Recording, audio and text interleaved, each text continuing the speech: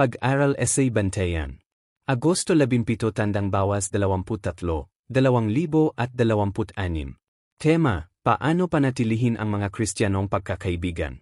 Sa artikulong ito, tatalakayin natin kung paano haharapin ang mga hamong maaring magbanta sa ating pakikipagkaibigan sa mga kapwa Kristiyano. Naglaan ako ng oras upang ihanda ang artikulong ito at inilahad ang mga sagot sa maikli at simpleng estilo. Kaya simulan na natin. Tanong 1. Saan tayo makakahanap ng mga tunay na kaibigan? Sagot. Makakahanap tayo ng mga tunay na kaibigan sa gitna ng bayan ni Jehovah. Sa kongregasyon, tayo ay bahagi ng isang mapagmahal na espiritual na pamilya kung saan ang mga kapatid ay naghihikayat, sumusuporta, at nagtutulungan upang manatiling tapat kay Jehovah. Tanong 2. Anong uri ng mga pagkakaibigan ang hinahangad nating paunlarin sa mga kapwa Kristiyano? Sagot.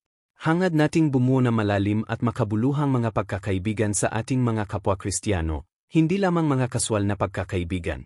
Ang ating pag-ibig kay Jehovah at kay Jesus ang nagbubuklod sa atin, at nagsisikap tayong bumuo na matibay na pagkakaibigan na nakabatay sa pag-ibig, tiwala, at suporta sa isa't isa, kahit na maaring lumitaw ang mga hamon dahil tayo ay hindi disakdal. Tanong 3. Bakit maaring maging isang hamon ang pagpapanatili ng mga pagkakaibigan? Sagot. Maaring maging mahirap ang pagpapanatili ng pagkakaibigan dahil lahat tayo ay magkakaiba. Maaring mayroon tayong iba't ibang personalidad, opinyon, o interes, at maaring lumitaw ang mga hindi pagkakaunawaan o hindi pagkakasundo. Maari ring masubok ang mga pagkakaibigan kapag ang isang tao ay nahaharap sa sakit o emosyonal na mga paghihirap.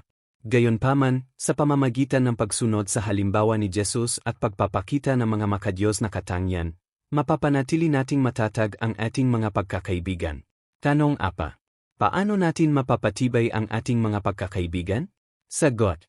Mapapalakas natin ang ating mga pagkakaibigan sa pamamagitan ng paggugol ng oras kasama ang ating mga kapatid at pagtuon sa kanilang mabubiting katangian. Ang pakikisama sa ministeryo, sa mga pulong, asamblea, at mga kombensyon, pati na rin ang pagtangkilik sa mga pag-uusap ng harapan, ay nakakatulong sa atin na bumuo ng mas malapit na pagkakaibigan at mapalalim ang ating pagmamahal sa isa't isa. Tanong 5. Ano ang makakatulong sa atin upang mapanatili ang isang pagkakaibigang nanganganib? Kolosas 3:12. Sagot. Ang mga makadiyos na katangian tulad ng kapakumbabaan, pagtitis, kabaitan, at habag ay makakatulong sa atin na mapanatili ang mga pagkakaibigan kapag may lumitaw na mga problema. Ang mga katangiang ito ay nakakabawas ng tensyon at tumutulong sa atin na harapin ang mga hindi pagkakaunawaan sa isang mapagmahal na paraan. Sa pamamagitan ng pagsunod sa halimbawa ni Jesus at pagpapakita ng mga katangiang ito, mapapanatili nating matatag ang ating mga pagkakaibigan at mananatiling tunay na magkaibigan sa isa't isa. Tanong 6. Paano maaring magbanta ang mga hindi pagkakasundo sa pagkakaibigan? Sagot. Maaring magbanta ang mga hindi pagkakasundo sa pagkakaibigan kapag naniniwala ang bawat tao na tanging ang kanilang opinyon lamang ang tama. Kung ang pagmamataas o sama ng loob ay umusbong at ang bagay na ito ay hindi nareresolba ng mapayapa, kahit ang isang maliit na hindi pagkakasundo ay maaring lumaki at maging mas malaking problema at magpahina o makasira sa isang pagkakaibigan. Tanong 7. Paano itinuro ni Jesus sa kanyang mga disipulo na ang pagpapakumbaba ay mahalaga sa pagtagumpayan ang mga hindi pagkakasundo? Sagot. Itinuro ni Jesus sa kanyang mga disipulo na ang pagpapakumbaba ang susi sa pagtagumpayan ng mga hindi pagkakasundo. Sinabi niya sa kanila na ituring ang iba na nakahihigit sa halip na subukang maging pinakadakila. Nagpakita rin siya ng perpektong halimbawa sa pamamagitan na mapagpakumbabang paghugas ng kanilang mga paa tulad ng isang alipin. Ipinakita ng kanyang halimbawa na ang pagiging mapagpakumbaba ay nakakatulong sa atin na magbigay daan sa iba at mapanatili ang ating mga pagkakaibigan kahit na mayroon tayong iba't ibang opinyon. Tanong 8. Paano makakatulong sa iyo ang pagpapakumbaba na mapanatili ang mga pagkakaibigang Kristiyano kapag may mga hindi pagkakasundo? Kolosas 3:13. Sagot. Ang pagpapakumbaba ay nakakatulong sa atin na huwag pansinin ang malilit na hindi pagkakasundo at malayang magpatawad sa iba. Sa halip na ijit ang pagiging tama, maaari nating piliin ang kapayapaan at pahalagahan ang ating pagkakaibigan ng higit kaysa sa pagkapanalo sa isang argumento. Naalala natin na lahat tayo ay nagkakamali, kaya tayo ay nagpapatawad, kinakalimutan ang hindi pagkakasundo, at nagpapatuloy ng hindi na ito inuli. Tanong siyam. Paano makakatulong sa iyo ang pagpapakumbaba kung magpapatuloy ang isang hindi pagkakasundo? Kawikaan 17:9. Sagot. Ang pagpapakumbaba ay tumutulong sa atin na maiwasan ang pagtatalo upang patunayan na tayo ay tama. Sa halip, tayo ay nagkukusa na makipagpayapaan sa pamamagitan ng pakikipag-usap ng may kabaitan sa ibang tao, pag-amin sa ating sariling mga pagkakamali, paghingi ng tawad kung kinakailangan, at pagtanggap sa kanilang paghingi ng tawad. Ang ating layunin ay hindi ang magpasya kung sino ang tama kundi ang ibalik ang kapayapaan at pangalagaan ang pagkakaibigan. Tanong 10. Ano ang maaring magpahirap sa pananatiling magkaibigan? Sagot. Maaring maging mahirap ang pananatiling magkaibigan dahil ang mga tao ay may iba't ibang personalidad, pinagmulan at kultura. Ang ilan ay maaring may mga gawi o katangian na nahihirapan tayong maunawaan, habang ang iba ay maaring mahiyain, palakaibigan, tahimik o apektado ng mga nakaraang karanasan. Ang mga pagkakaibang ito ay minsan ay maaring magpahirap sa pagkakaibigan. Tanong 11. Paano nagawa ni Jesus na mapanatili ang kanyang pakikipagkaibigan sa mga taong ang personalidad ay nagiba sa kanya? Sagot. Si Jesus ay matiyaga sa kanyang mga disipulo kahit na ang kanilang mga personalidad at saloobin ay nagiba sa kanya. Halimbawa, sina Santiago at Juan ay ambisyoso at naghangad ng mga espesyal na posisyon, ngunit mapagpakumbabang tinuruan sila ni Jesus sa halip na tanggihan ang mga ito. Ang kanyang pagtitiis at pagmamahal ay nakatulong sa kanya na mapanatili ang matibay na pakikipagkaibigan sa kanila. Tanong 12. Ano ang nakatulong kay Jesus na maging matiyaga sa kanyang mga kaibigan?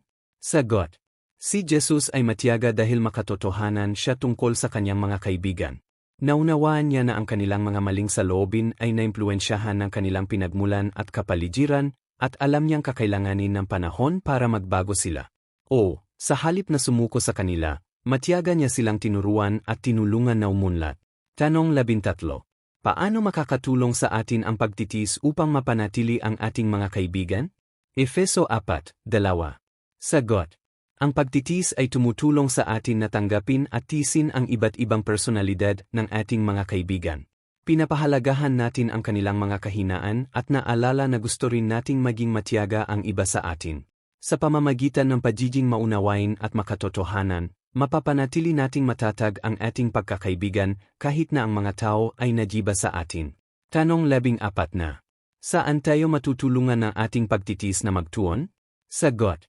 Ang pagtitiis ay tumutulong sa atin na magtuon sa mabubiting katangian ng ating mga kapatid sa halip na sa kanilang mga kahinaan o pagkakaiba sa personalidad.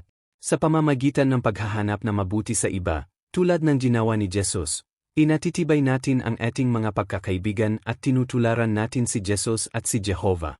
Tanong 15. Saan tayo maaring humingi ng tulong upang mapanatili ang ating pakikipagkaibigan sa mga taong may ibang personalidad sa atin? Sagot. Maaari tayong humingi ng tulong kay Jehovah sa panalangin.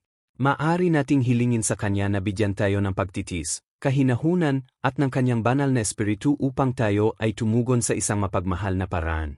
Dahil naunawaan ni Jehovah ang natatanging personalidad ng bawat tao, matutulungan niya tayong magtiis at mapanatili ang mabubiting pagkakaibigan sa kabila ng ating mga pagkakaiba. Tanong 16 na. Anong mga hamon ang maaring maharap natin kapag ang ating mga kapatid ay nagdurusa sa anumang paraan? Sagot. Kapag ang ating mga kapatid ay nagdurusa sa pisikal o emosyonal na paraan, maaari silang maging palaboy, magagalitin, o kumilos sa mga paraang mahirap maunawaan. Maaari pa nga silang magsabi o gumawa ng mga bagay na nakakasakit sa atin. Kung hindi natin naunawaan ang kanilang pinagdadaanan, maaari tayong umasa ng higit pa sa kanilang may bibigay. Tanong 17. Ano ang natutuhan mo mula sa paraan ng pagtrato ni Jesus sa bulag na si Bartimeo? Sagot. Nagpakita si Jesus ng kabaitan at matinding habag kay Bartimeo sa halip na mainis sa kanyang patuloy na pagsigaw. Naunawaan niya ang pagdurusa ni Bartimeo, nakinig sa kanya, nagsalita ng may kabaitan sa kanya, kinilala ang kanyang pananampalataya, at pinagaling siya. Itinuturo nito sa atin na maging mahabagin at maunawain sa mga nahihirapan. Tanong 18. Paano mo dapat pakitunguhan ang iyong mga kaibigang nagdurusa? 1 Tesalonica 5:14 na minuto. Sagot. Tratuhin ang iyong mga kaibigang nagdurusa ng may kabaitan, habag, at pagtitis. Kausapin sila sa paraang nakakaaliw at nakapagpapatibay loob, at gawin ang iyong makakaya upang suportahan sila sa emosyonal at praktikal na paraan. Ang isang tunay na kaibigan ay nananatiling malapit at nag-alok ng tulong sa mga mahihirap na panahon. Tanong 19. Paano natin may papakita ang kabaitan at habag? Sagot. Maaari nating ipakita ang kabaitan at habag sa pamamagitan ng pagsisikap na unawain ang pinagdadaanan ng ating kapatid. Maaari tayong makinig ng may pagtitis, magpakita ng empatya, magsalita ng mga nakakaaliw na salita, at iwasan ang mabilis na paghuhusga. Dapat tayong maging matiyaga, mapagpatawad, at makatotohanan sa ating mga inaasahan, na nagpapakita ng parehong pagmamahal at pangangalaga na nais nating ipakita sa atin ng iba. Tanong 20. Anong uri ng kaibigan ang gusto mong maging? Sagot. Dapat nating sikaping maging ang uri ng kaibigan na mapagpakumbaba, matiyaga, mabait at mahabagin. Sa pamamagitan ng pagpapakita ng pag-unawa, pagpapatawad, at tunay na pagmamahal, mapapanatili natin ang matibay na pagkakaibigang Kristiyano at masuportahan ang ating mga kapatid sa mga hamon ng buhay. Paano mapapanatili ang Kristiyanong pagkakaibigan? Kapag hindi kayo magkasundo tungkol sa isang bagay? Sagot. Magpakita ng kapakumbabaan sa pamamagitan ng pag-una sa kapayapaan kaysa sa pagiging tama. Maging handang magpatawad, humingi ng tawad kung kinakailangan, at sikaping ayusin ang hindi pagkakasundo upang manatiling matatag ang pagkakaibigan. Kailanman magkaiba ang inyong mga personalidad? Sagot. Magpakita ng presensya sa pamamagitan ng pagtanggap na ang bawat isa ay magkakaiba. Ituon ang pansin sa magagandang katangian ng iyong kaibigan, bigyang pansin ang kanilang personalidad, at hilingin kay Jehovah na tulungan kang maging maunawain. Kailanman nagdurusa ang iyong kapatid? Sagot. Magpakita ng kabaitan at habag sa pamamagitan ng pakikinig, pagbibigay ng ginhawa at pampatibay loob, at pagbibigay ng praktikal na tulong kung maaari. Maging matiyaga at maunawain, na isinasaisip na maaring nahihirapan sila sa mga hamong hindi mo nakikita. Salamat sa panonood. Alam mo ba na pwede kong ihanda ang takdang aralin mo para sa iyo? Pindutin ang link sa comment section ng video na ito sa YouTube para mag-subscribe.